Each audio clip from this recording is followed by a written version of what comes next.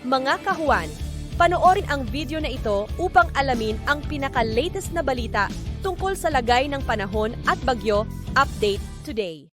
So yung binantayan po nating low pressure area ng mga nakaraang araw, yung dati pong si Wilma, ay tuluyan ng nalusaw. Pero sa ngayon, itong kumpul na kaulapan dito sa borderline ng ating Philippine Area of Responsibility ay yung panibago nating low pressure area na binabantayan. Ito ay huling namataan sa line 390 kilometers west ng Puerto Princesa, Palawan. Sa ngayon po, medium chance ito na maging isang ganap na bagyo, meaning mababa yung chance niya na maging ganap na bagyo within the next 24 hours, pero sa mga susunod na araw ay tumataas ang kanyang posibilidad.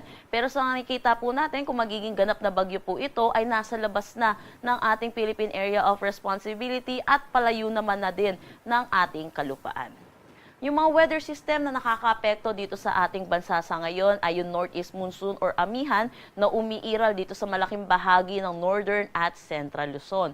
Pangalawa natin ay yung easterlies or yung mainit at malinsangan na hangin na nanggagaling sa dagat Pasipiko na umiiral naman dito sa may Bicol region pati na rin dito sa may eastern Visayas. Dulot na itong northeast monsoon, which is malamig na hangin, at easterlies, mainit at malinsangan na hangin, yung difference po nila sa kanilang temperatura ay nagre-resulta sa tinatawag nating shear line na nakakaapekto naman dito sa eastern section ng northern at central Luzon.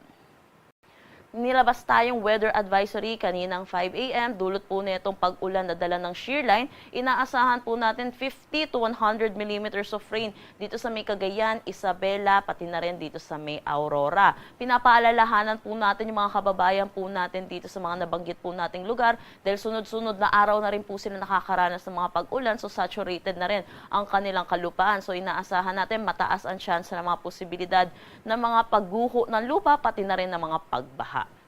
Bukas din, inaasahan din natin, mataas din ang tsansa na 50 to 100 millimeters of rain dito pa rin naman sa may Cagayan, Isabela at Aurora.